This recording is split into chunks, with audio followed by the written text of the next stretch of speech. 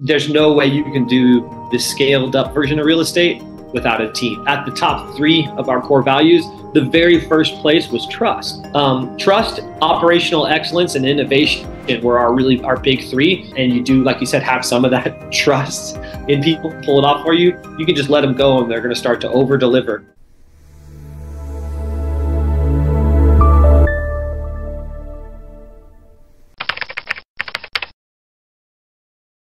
What's up, my friends? Today, let's welcome Gabriel Craft, an active and accomplished multifamily investor, syndicator, and asset manager who has owned 2,000 plus stores with a focus on value-add B and C class opportunities. Gabriel brings owner-manager experience as well as large apartment project management experience. With previous 7 years in program management at the top firms like PwC and Salesforce, Gabriel emphasizes teamwork, project simplification, and accountability. Gabriel's expertise spans finance, real estate, and beyond. Without further ado, let's dive into Gabriel's story. Hey, Gabriel, welcome to the show. Thank you so much, Albert. It's my honor. My pleasure, too. Do you mind telling the audience a little bit more about yourself? Sure. I guess I'll take it back to 2015. In 2015, I was coming into my own as an adult, really. I just finished business school. And in business school, you get to take 2 years to figure out what you want to do with your life. So I came away from that experience realizing I wanted to start my family up. In fact, we ended up having our first kid in 2016. And although I did start a career that paid well in consulting, working for PwC, I knew that I was trying to parlay as much of that capital that I was bringing in the door into real estate, just realizing that there's a real big opportunity to grow wealth over time by investing in commercial real estate. It took a little while to get to the ultimate goal of apartment complexes. I tried a lot of different things out, but between 2016 and 2024 today, I bought a bunch of long-term buy and hold units. We had singles, dupes, quads, and tries until we had 24 of our own units, me and my big brother. And that was not syndication. That was not raising money. That was just our own money. Then we ran out of money and we had an operations problem because I was trying to manage family units myself and it just was not a good fit. Couldn't find good property managers. There was no scale. From 2018 onwards, we switched our strategy into multifamily and haven't looked back since. A lot of success between 2018 and 2021, a lot of struggles between 2021 and 2024 from some of my friends. And ultimately, I'm in a really good position because we've been picking the best markets. So I think Dallas, Fort Worth is our 100% focus right now. And it happened to be at the top of the list pretty much every year since I've been part of my family. And then we've been focused on value add. So if you're good at value add, if you put in a lot of work, you can kind of avoid a lot of the mistakes of non-value add properties, which is, if you can do the value add portion correctly, you've got a nice buffer in between what the rents used to be and what you've created them to be. And so I think that's sort of where we stand now is we're focused on a small region of Dallas, Fort Worth, value add B and C class apartment complexes between 100 and 300 units. Our sweet spot is 200. It's just a really easy number to take down, to work with, to attack things like the experience of the users and the tenants. I mean, just to make it good. And ultimately that drives, win-win for everybody. It's a pretty cool, involving journey, and a lot of things have happened since you're the first touch of real estate. Even before that, your business school experience is quite interesting. And probably let's step back a little bit, talk about a little bit each of your career milestone. We can deep dive a little bit. Let's do it. Yeah, because I hear you mentioned at the very beginning, getting to real estate somehow, if I understand correctly, that you consider real estate can build your long-term wealth, probably like general wealth. So that's why you're getting to real estate, even though you have a big paycheck from corporate job. Is that right? Yeah. Am I understanding correctly? Yeah, I did a lot of different types of curriculum in business school, but the one that seemed like it had the most leverage was studying how to add value to neighborhoods. At the time I was in business school, I was in Michigan. they were going through a lot of revitalization in a city called Detroit, near Michigan, near the University of Michigan is the city called Detroit. They were able to buy skyscrapers for like just a couple $1 million. You know, it was just one of those cities that had been holed out because the automotive industry had left in many places, and you had this city that was built for 2-3 million people that only had, you know, much less than that, right? Barely a million. And so at the time I was in business school, I saw this huge opportunity of a revitalized city and sort of carried that forward. But along that path, I did get a chance to meet somebody that influenced me a lot. His name is Sam Zell. He's since passed away, but he was affiliated with the University of Michigan. One of my teachers and mentors at the University of Michigan allowed us to interview Sam.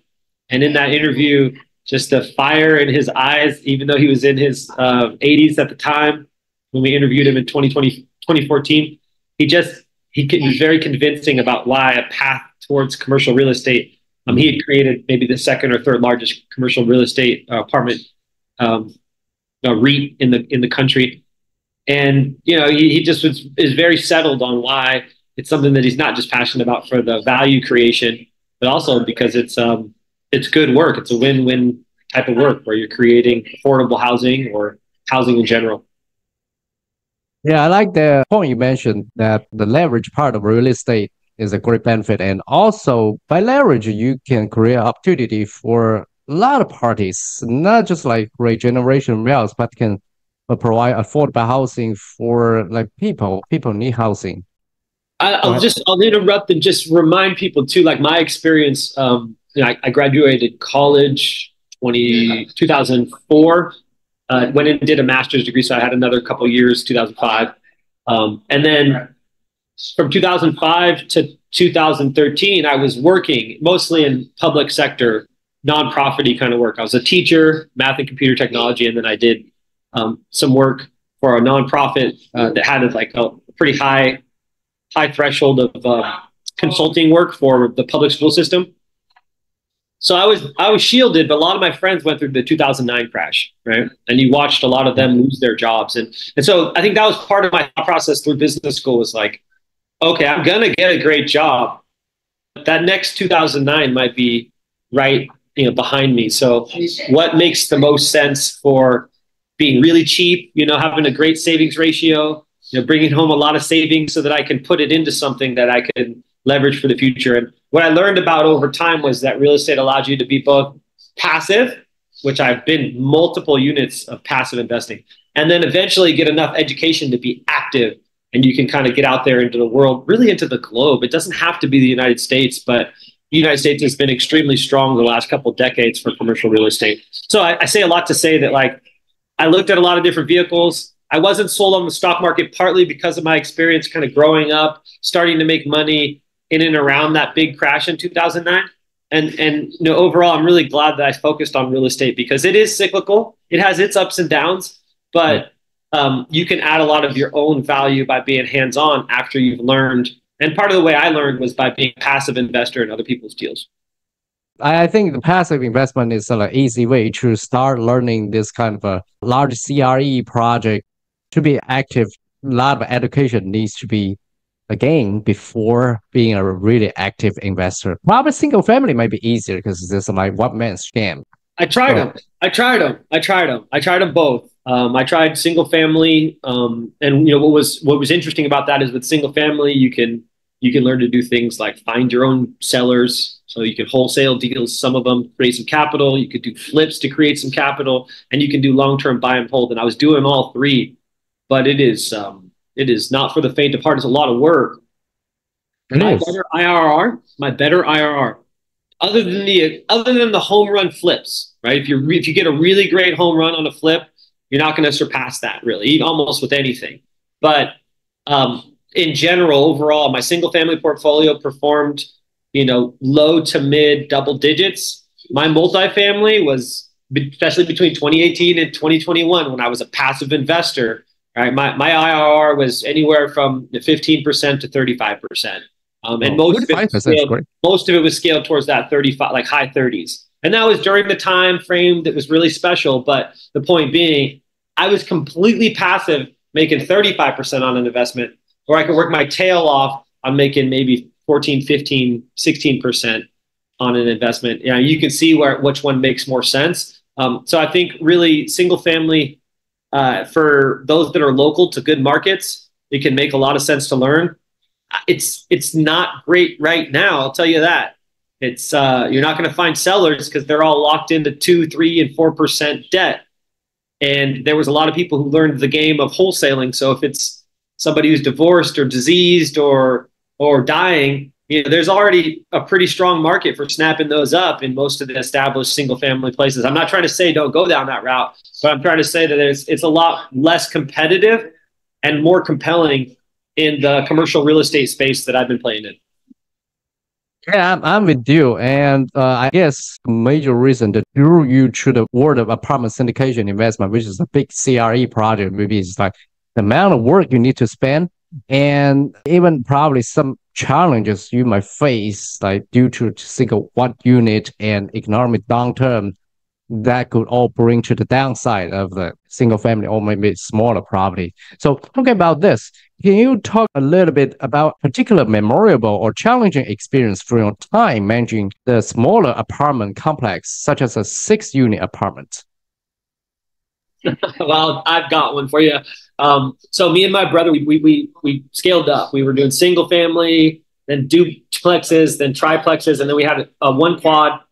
And he was like, why don't we get these apartment complexes? We had creative financing from the seller. We were using the wrong kind of management in hindsight. We were using single family management for apartment complexes, but okay. We decided to get a property manager and we take down 2 6-unit apartment complexes in Toledo, Ohio, the Deacon House and the Preacher House. It was this cute little 6-plexes. Man, we worked our tails off for 6 months to get the thing filled up. Did renovations, fixed all these things that we didn't even know to check during due diligence. We made a lot of mistakes about the neighborhood we were buying in. We didn't know the benefits of commercial real estate because we were experiencing probably our least favorable investment up until that point. We still made money, but it was just because anybody could make money in that time frame. But we filled it up and we're starting to feel like this is it. This is what you work towards. And the very next week after we had a property management call where it was filled up, the property manager goes, I'm sorry to tell you guys this, but you have bed bugs. And all the units, all of the units on one of your 6-unit apartment complexes will have to be moved out and then heat treated. And heat treatment's very expensive. Like per unit, it was a ridiculous amount. And remember, we didn't have very high rents here. These were like $600-700 rents for 2 bedrooms. This was a really, really cheap market, almost a D class. If you look at it, in hindsight, it was probably like a D+ class asset. And we ended up having to spend a bunch of money moving people into hotels, into our other 6-plex that wasn't all the way filled up, and pay for treatment and then have them moved back, only to have more headaches past that. But the point is that you feel like you're in an apartment complex because you have a 6 or an 8 or even a 12 cap, or 12 unit. But your scale really comes when you start getting to 60, 70, 80, 90 units because the denominator of what percentage of impact to your economics is when one person goes out or 2 people go out is so much bigger. It's a much bigger denominator, so it has less impact on your business when you lose a couple people or you have a couple bit of bed bugs or a whole building goes down, right? Well, when you've got 800 units, right? Building goes down, that's 20 units. It's terrible, but it's actually not going to handicap you as much. And so the bigger you go, the better it feels when you have some downtime or some down units or some delinquency. Now, that doesn't mean that bigger is better, but bigger is a little bit more absorbent of issues. Yeah, I like the scalability part of larger. It reduces the risk of vacancy, and just few units vacant won't impact the whole thing a whole lot. But as you mentioned, the management for single family can be possibly different from managing a small multifamily. And also similarly, I guess managing the 6-unit or 10-unit versus 100+ unit, 200 unit, going to be also different. Then could you talk about the difference between these two types, managing a smaller multifamily versus a large size apartment complex? Yeah, I mean, I think Albert, it's a great question. I think we're talking about scale again. So on a 6-unit, you got a single family manager who's thinking they can handle apartment complexes. And it's really a different type of person. Much faster turns are going to happen. Somebody's renting a one bedroom at $450 or $500 a month versus a house at $1,700 a month, well, that person's probably not going to stay very long. Ultimately want to get into a bigger, better place. So your managers are not going to be as fluent with that type of strategy. They're not going to be there on site because your property is too small to hire full-time employees. That's the biggest piece for me. I love my teams. My teams on site are the foundation of what we do, and they're really good at it. And you get people that know leasing, you get people that know management, you get people that know maintenance, as opposed to either your property manager who doesn't know any of those things and claims to know all of them, doesn't live anywhere near your asset, doesn't really take your asset as important to their business because it's just a couple units. Or on the flip side, you become the property manager, which I don't think that's everybody's ideal. I mean, I think if you're making enough money to be able to invest in any kind of real estate, you're probably busy.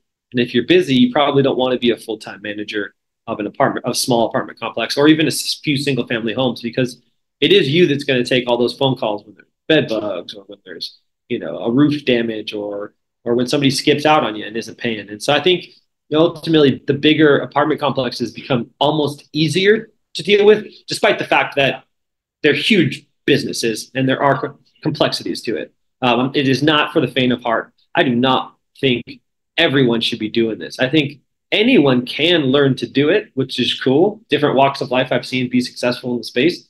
But no, if you're not going to put in the energy to really master the craft, like stay away from it. But when you do, it does become easier than it looks from the outside because you have a lot of scale, you have a lot of support, and built into the commercial real estate structure itself. Which is like team sport. All the people mentioned about this wording, team sport. And talking about team, could you elaborate on your professional brand of building strong teams and simplifying complicated projects? Then go look back to kind of what you learned from the MBA program. I believe MBA program emphasizes team for business. Yeah, it has been good preparation for me. And I think most of that just has to do with that I did spend some time in corporate, so I could bring some corporate America stuff to this space that doesn't always have a lot of structure in it when you're doing it, when you're starting out in the beginning. And then, obviously with scale, which is what I'm still working to achieve, in terms of the operations side of my business. With scale will come a need for having lots and lots of structure around your company, right? How are you going to take care of all these people and work with lots of different people? It's not just me doing it. And so for my MBA, what I realize is like at the core of it, you should be working within a certain set of core values, right? You should have certain key things. For what it's worth, me and my team have begun refining our core values. But as we were doing it, we realized that we came together naturally. Now I have a COO, chief CapEx officer, same as construction, just a little bit different model of that. I have a VP of treasury guy. It's kind of the finance arm of things. And I have another founder that I've worked with, the five of us. We're focusing on craft capital investments as core values as we speak, because you need that to be there. That's like values are critical. Like Albert has his own values, and no matter what he does, they're not going to change a lot, right? There's the things that float Albert's boat that make him unique, and same thing for Gabe. And if we have vastly different core values, we're probably not going to work well together. It just might not be the right fit. And so you got to find that set and then build off of that. Now, it doesn't mean you want people the same skill set as you. You actually want parallel skill sets. And so that's one of the things I took away from my MBA is they did a lot of like organizational development coursework and doing these exercises where people learn like, hey, I'm more this type of personality. I'm more process driven. I'm more conversational relationship driven. I'm a driver. And then you fill in the blank, right? And I think having a nice balance of that is really critical because you don't see your own blind sides, and you need people to help fill those in for you within commercial real estate. For me, I've really learned my leadership ability is something that our business needed. So I stepped into that role, but that meant I couldn't be the process guy. I couldn't be the micromanager guy over here. I really had to start learning how to delegate better and fill in the other roles. And as much as I love doing construction management, I needed to have somebody that was going to be there and be a CapEx specialist. And so we brought that piece in. The day-to-day operations were something that's more process-driven, repeatable, really clear. And I'm not always great at that. I'm like, oh man, yeah, do it your way. no, we need to have a way that it's done. And so we brought in a teammate for that. Overall, we've really mixed in a good blend of personalities. And where we don't have it internally, I consider my service providers my teammates. So my tax guy, my insurance guy or gal, my due diligence teammates, like all across the board, my property management company, which is critical, third-party property management company that we rely on. It's really critical to just have a number of teammates that fill in the spaces so that you can grow. Because, nobody's really trying to replace their old job with some behemoth new responsibility of a company, that's stressing you out, that you don't like, that doesn't have your core values, and that everybody's got the same skill set, so they don't get the important stuff done and they're destined for failure. We've really taken that leadership business school approach to building craft capital investments thus far, and I think it's working out. I really like this structure. Instead of playing individual instrument, you play the orchestra, right?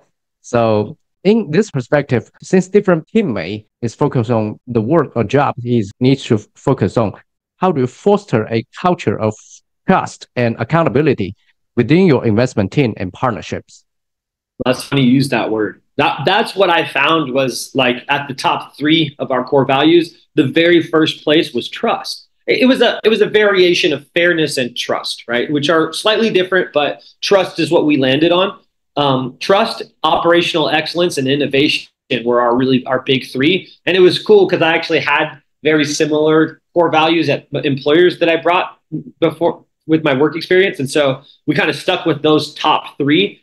And that solved a lot of our problems, right? We only brought people in who had that as a big core value. Now, operationalizing that could mean different things to Albert than it could mean to Gabriel. So what does that mean in this business? Well, we've been working through that, right? We've been understanding better what operational excellence means. We've been working through that. We have to have a lot of conversations as a leadership team to sort of bring that home. But, it's been an important part of what I said before around making sure you've got a core set of values: trust, operational excellence, innovation.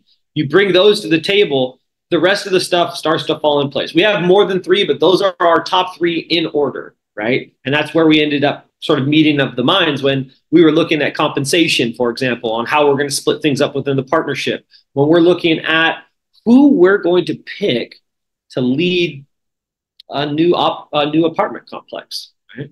Who does this person have what it takes? Do we think that we have that level of trust, operational excellence, and innovation that are going to make for the main leadership entity at that new 195 unit apartment complex we just bought, right? And so as our COO does the interviewing, we start to see, right? This is all falling in line. But our lead maintenance, same thing, same set of core values start to show themselves. And so, if you have a nice little core set and you stick to it, and you talk through it with people, because your sense of trust or fairness may be different than the next person's.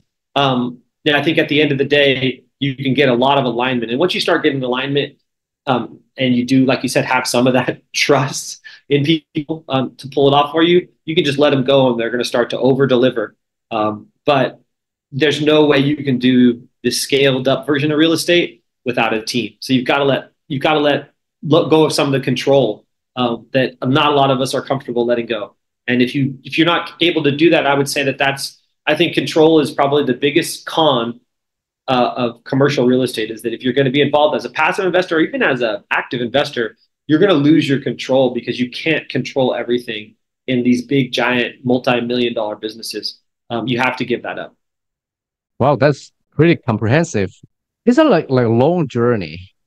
You have experienced so much, and I bet you have a lot of lesson learned and things so far. If go back in time, what would you change or do differently for any of the projects experienced before, include the team you built? I think that I would have built a team and relinquished that control a little earlier. I wouldn't trade my time doing single family and say that, hindsight, I could go right into commercial real estate. In fact, I think I'm exactly where I need to be.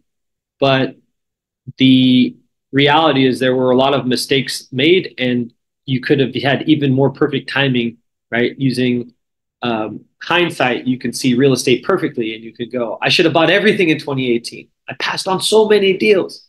The one thing that I will highlight that's really critical, I think, for anybody watching this is I would have taken action sooner. So there was a little bit of a lag time between when I was sort of making enough money, even before business school, but particularly after business school, before when I really started to move quickly. It wasn't until 2017 that I was like all in, getting every deal that I could, underwriting a lot, spending a lot of hours on the business. I dragged my feet from the very beginning of 2015 all the way through a mid portion of 2017. Although I did buy my first couple of deals, it was only because they were dirt cheap. My first one was $6,350. I had to pay the person's taxes and replace the roof. I still have that asset, just kept onto it for, sentimental reasons. It's now worth $80,000. Like there was a reason I couldn't pass that one up. But I wasn't all in yet. I missed a lot of opportunities because I hadn't really started my learning journey. So I think that's important. That's one. It's just take action. And I only took action after I saw my big brother take a lot more action than me. And then I started partnering with him and he kind of pulled me in. So that was really good. The second thing I'll say is that in addition to taking action, I failed to recognize that if you're going to stick to this for the long haul, be less concerned about maximizing initial transactions. So a lot of people are very pensive. They're smart. They're analytical. They want to show you that they've got this new model, that's some new strategy that you didn't even think about. Oh, why don't we buy in market? But in reality, a lot of them will use that as a reason to not take action. And then when they do take action, they're going to cut off a lot of good deals and sort of trying to find perfection. And my frame is switched from like over analyzing my first deals to thinking more about what do I need to learn and do to get to my last deals, right? My very last deals are actually the most important to me because the way commercial real estate tends to work is, and even real estate single family, is it's very, particularly commercial real estate, let's stick there. The benefits are very much exponential. The growth isn't incremental. It's not like you make $10 more on your second deal than on your first deal. I mean, if you're doing it right, you're making twice as much on your second deal as you did on your first deal. And then you make on your third deal potentially twice as much as that. It's very high growth. So what you're trying to do is get to that last deal that you either, maybe you fall in love with real estate, so you do this for the rest of your life and it's until you croak, right? Or you do it until you're financially sound enough that you're like, I want to do something else, right? Both things can happen. But it's in that last deal that you're probably going to make the most money you've ever made, right? That's just typically how it works, in or around the last deal. And so if you struggle and take forever to do those first ones, you're never going to get the learning path, scale path, and build to get to those last deals. So a lot of times that can happen in the form of like maybe trying to take too much of the pie in the beginning when you're learning the business and you're negotiating super hard. And I did this, right? On my first partnership, I tried to negotiate too hard. Maybe I was a little too successful, right? Because I actually hadn't earned the right to even know how to do a lot of the asset management that I now know how to do. So I fought real hard on negotiations, or I claimed I could raise a bunch of money, or even took on the responsibilities that I wasn't really prepared for. Because it's a team sport, but I was used to being in full control. I wasn't really playing the team game. And I would look at those first pieces of any commercial real estate, and even potentially single family, if you're going to have partnerships, as like an apprenticeship, right? You're not going to get paid much. It's like a doctor complaining about not making 7 figures when they're in their internship, right? They're actually paying for the right to work with some other highly qualified doctor who's going to tell somebody whether that person needs heart surgery or they need some Tums, antacids, right? Whether there really is a big problem or a little problem. So I found that to be the case with real estate. You have to learn in context. And because these are big transactions that don't happen very often, the context is not offered to everyone. And so you got to kind of get in with some people that already understand the context so that you can learn real quickly. And if you do, it's going to get you to your last deal faster. Just don't wait forever on your first deals. Like be considerate of that. And I think you can get into deals earlier with maybe a smaller piece of the pie with more partners, and then eventually get to a place where you're like the main person that runs the whole show. rather than take 4 years to find the perfect first deal where you won everything. Everybody that I've seen do that realizes they didn't win everything, that the deal wasn't perfect, that they didn't know what they were doing, even if they got handed a perfect deal. And so I think you should really make some early moves and use them as learning opportunities. Yeah, to summarize, let me make sure I understand. I think I hear several key parts. First, definitely the take action, massive action, which is also Tony Robbins' emphasis. And in these actions, avoid those kind of perfection perspective. Like there's no perfect. Gotta try and learn. You get a lesson learned and then iterate and update it to a learning system, learning progress, and then keep trying. And then eventually, in one day, probably close to perfection deal gonna come. Maybe like a much better deal gonna come, and a much accomplishment can be end up in your plate.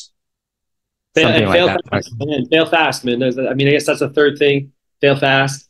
A fourth thing, relationships matter so much. So I don't want to hear from anybody that's going through a tough time about getting deals and, oh, there's no deals out there. I can't get into this. This is just frustrating. Because you could be working on the other most critical resource you're going to have, which is your relationships in a particular market or in a particular service area. Like take advantage of downtime or any moment you have to engage other people, other key relationships. And when you do that, when you start taking off, you're going to see how critical those were. I just had a conversation yesterday with a gentleman that was a big part of my first couple deals. But at the time, he was like brand new senior associate to a brokerage. I don't know why I'm wearing a GREA shirt. They're a big brokerage. I haven't done a closed deal with them yet, so I'm going to put my hand over it. The reality is that the brokerage that I was working with had this hot shot sales guy who's now a VP. But I had this relationship with him early, and now he's giving me like the good stuff in Dallas that nobody's seeing. He's giving me first class glance, giving me last glance when it comes to like the pricing. And it's due to just building a deeper relationship, even during the times where I wasn't buying anything, and treating that person as somebody who I'm trying to put food on their plate, right? I'm trying to feed their kids, right? It's not adversarial, even though it's totally adversarial. If you're buying commercial real estate, the listing broker is not your friend, but in reality, if you treat them like somebody who you're trying to put food on their plate, they're going to remember that for the long haul. You're not going to burn these bridges over a few dollars. You're going to enhance these bridges over time. And that's the way to do the business.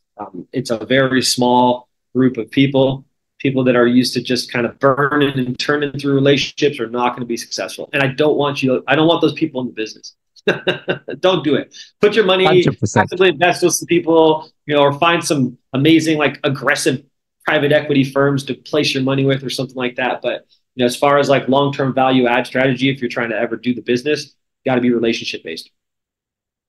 Totally with you. All right. So now we have been talking about team. We have been talking about this people business and talking about take actions. And let's talk about deep dive a little bit about the approaches, investment strategies, and a lot of things. Can you discuss any innovative or unconventional approaches taken in your apartment investment?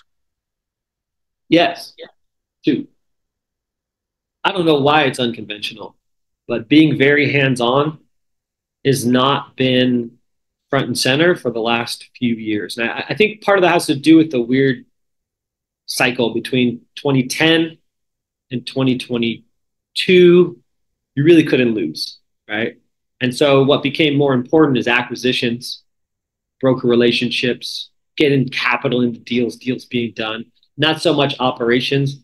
I think what's becoming more conventional is, even for us smaller small businesses, is being very hands-on.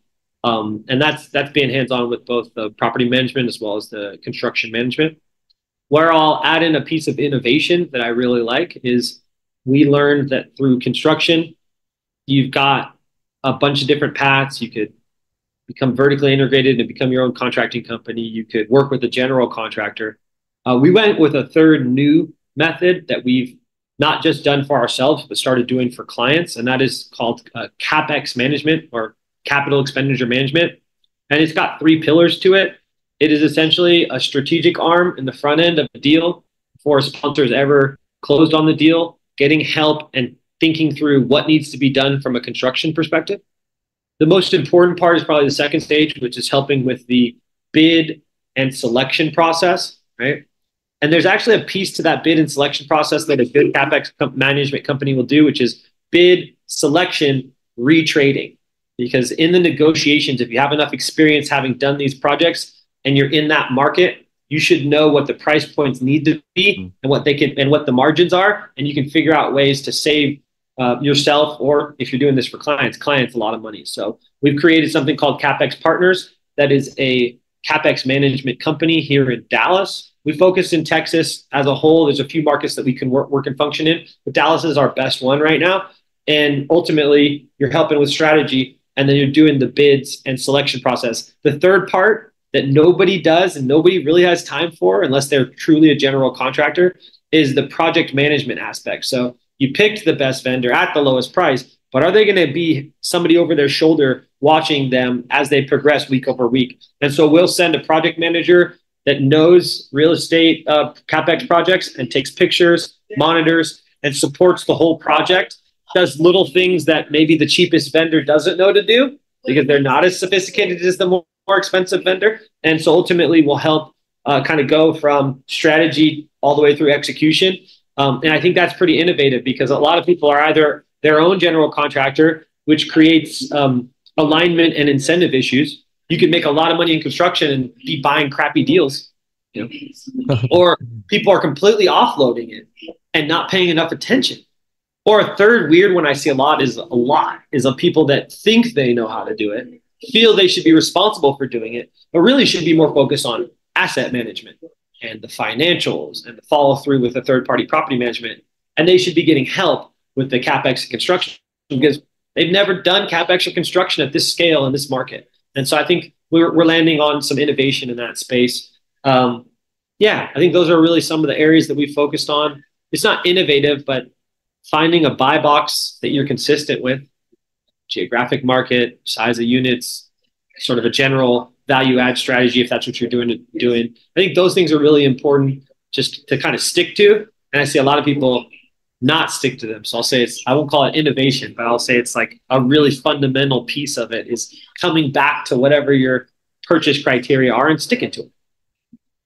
Yeah, which means you implement your business plan and making probably some innovative perspective into business plan, and then implement and test it out, test the water, and see how much the gains can add to your project, something like that, right?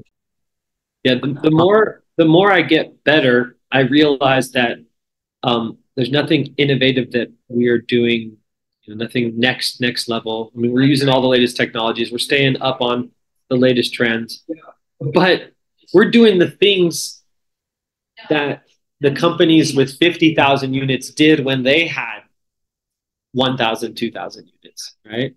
And I think what happened is you had so much success for a little period of time that people were able to grow 2, 3, 4, 14, 15,000 units. You're seeing those companies kind of crash down a little bit because they're not doing the things that the bigger companies did when they were smaller of the basics. And I think so it's kind of back to basics of just really doing the simple, smart stuff. Cool. Let's talk about a little bit market. 2023, last year, has been challenged. 2024, the Fed could reduce rates, but we're still facing some uncertainty. How do you foresee the market evolving, and what opportunity you anticipate in the coming years? Well, I can only speak eloquently to Texas and in particular Dallas because that's my focal area. I do try to keep in touch with what's going on elsewhere, but I think a lot of this comes down to how are the Sun Belt markets doing, right? And what's the Sun Belt kind of, how is that performing? And Dallas kind of is a decent representation of where I think things are going to head for the Sun Belt. So the Sun Belt has with it several important things. And by the Sun Belt, I mean pretty much all of those markets where people are moving from the colder areas of the United States down to the warmer areas. Florida, Arizona, Tennessee, Texas, Georgia, North Carolina, South Carolina. And with that is coming jobs. And so I'm going to focus really on talking about core markets that fundamentally are strong, like Dallas, where you're getting a ton of jobs, ton of population growth. What you also had was dirt cheap money. in 2020 and 2021, and a lot of competition coming out of COVID on deals where you had like 0% interest rate, for floating rate loans. And there was too much competition on the buying of existing assets. So a lot of people switched into doing construction. A lot of people started building. It was like everybody decided to be a contractor. And in Texas, you could do that. So a lot of stuff got built. And what it does is it usually takes about 3 years for a financed project to go from dirt into apartment complex, right? That's 2023 if you started in 2020. That's 2024 if you started in 2021. So we're seeing a lot of new developments come online. And this is part of why I think the market for A-class apartments is going to struggle a little bit with occupancy. But it's very temporary because, as interest rates shot up, the new developments really slowed down. And so what I think is going to happen is if you can bear through this year and you bared through last and you can make it to the other side, you're going to see considerable filling in of the vacancy. And then you're going to start to have a nice couple years in 2026 and 2027 of rent growth. If you're buying right now, you're going to do great in the long run if you can close. But you probably won't be able to close. So statistically, in these really good markets, the sellers are still holding off on pricing to the extent that when you go to raise capital, there's a lot of capital needed. And these are big deals now. They're over 100 a door in Dallas. And so you're really struggling to get the capital needed to do the deals. There's a lot of fear from investors that jumped into the space that haven't had performance over the last couple of years. And so at this time of maximum fear is the maximum opportunity. And I'm cautiously optimistic that if you were to find enough financing to do deals right now, you're going to look like a hero in 2027 and beyond. But you've got to figure it out. The other thing I'll throw out there is around some of the uncontrollable expenses that have made it even harder. Like insurance. 2022 and 2023 weren't just hard because of some of the fundamentals of supply and demand and economics and financing. You added on top of that the two biggest uncontrollable expenses, real estate taxes here in Texas and insurance in many of the Sunbelt cities, especially Florida and Texas and places where they had a lot of natural disasters. Those things shot up, right? Costs to fix stuff shot up. So costs to insure things that may need to get fixed shot up. And you ended up with these crazy expenses. I actually think they peaked out, particularly for like taxes in 2023 and insurance in 2023, my prediction. And so I think what you're going to find over the next couple of years is some of those things that we'll call headwinds, some of those things that were hurting your revenue are going to be not there, or actually maybe even tailwinds and supporting your revenue. For example, taxes, the valuations were too high. Now you can go in and protest and bring those valuations down if you're somebody who knows how to manage that in some of the counties. So long story short, I think people are looking at a lot of opportunity here. They just need to take action and find the equity. Take action and find the equity. And those are really not easy to do. Take an action piece, you got to convince yourself that there's opportunity. Finding the equity, you got to work your tail off. We just did it on a big raise and a big close, but there's a lot of money sitting on the sidelines that you can dig up. It's the great time to deploy. It just doesn't feel like a great time to deploy. Those are usually the best times to deploy your capital. Yeah, totally agree with you. By the way, would you expect a whole lot of distressed property coming out this year? No. So I got to distinguish between distressed and like slightly stressed, right? Because what's going to happen here is, there's going to be a bunch of different layers of this. One, federal government has been pressuring lenders to be supportive of people that are really in distress. So people that are really in distress, they're going to try to work it out, right? If it's not truly their fault, it was just a matter of like their finances taken off on them with floating rate loans, and there's going to be some support there. And that we've already seen workouts for bigger players and even some smaller players. They're not trying to take back stuff that's already like consistently late paying maybe, or not paying the maximum amount, but they're working with these owners because they understand what's up. They don't want to take all these things back. And if it goes back to the bank, two things happening. One, the bank may have already identified the best in class operators from the rest of the portfolio, and they're giving those people first dibs before it even hits the market. They're like, this guy, everything 99% occupied. The guy we're taking it from 80% occupied, we're going to now give this first shot to the guy with 99% occupancy if he wants to buy it at bottom dollar. We'll do it. If you want to buy it for the loan amount, right? Here you go. Maybe even a few pennies below the loan amount. So the distress that we get all excited about, we're just not going to see. We're not going to see it. I agree. Yeah. Also, people are finding that, you know, there's some relief in some of the way the economy is performed, and things aren't quite as bad, and some of the things are starting to stabilize in certain markets. So again, I can only speak to like a great market like Dallas. It's not as bad as we thought. There's some things that are bad if you're not good at this, and you're going to get removed from the market because you can't just rely on like tailwinds anymore. But there's going to be somebody else to pick that ball up and roll with it in most of the big markets, and it's not just going to be some fire sale. Now there are opportunities for the right situations that are going to be huge discounts. Everything is going to be a huge discount from the peak, so you're going to look like and feel like a hero. But for it to be a true, like, the numbers work really well, you're going to need to even be a little steeper than that. And those aren't going to come to you in huge droves. It's just there's just going to be too many people that just decide to hold on for dear life and survive until 2025. Yeah, I think there was enough debt fund money out there created to give some people some other outs, you know, if they just want to take on some new debt and wash their equity down a little bit and lose some controls. There's some money out there. And then at some point, the institutional investors are going to come back.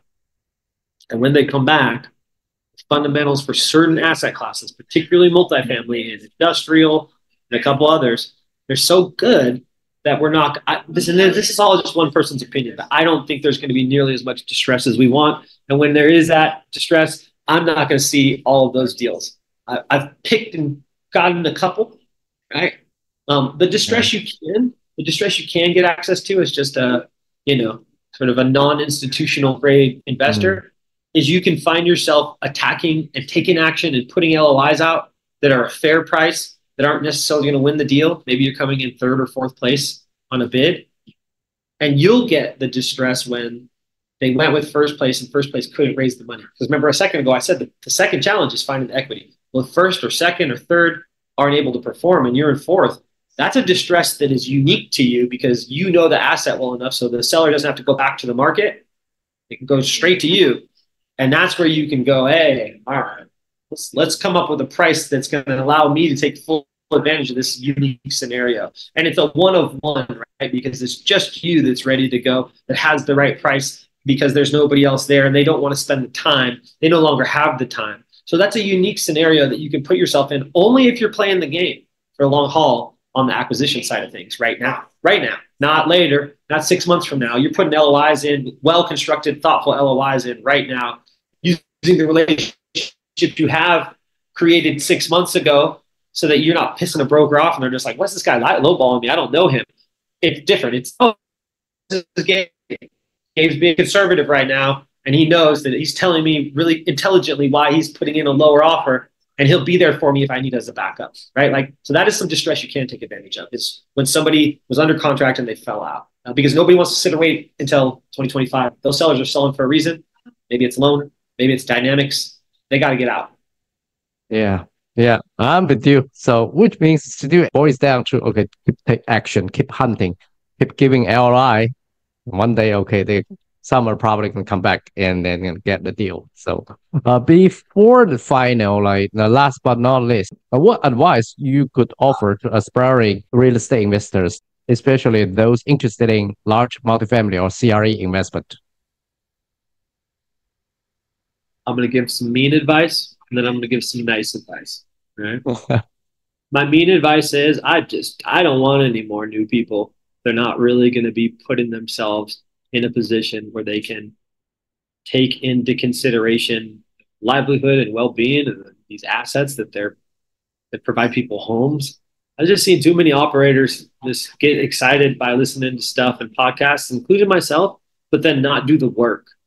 Think that it's just so easy. It's not easy. It's multi-million-dollar businesses. So if you're not willing to put in the effort and the energy to truly turn places around, you're just going to put lipstick on a pig and you're going to jump in this business and money grab, stay away.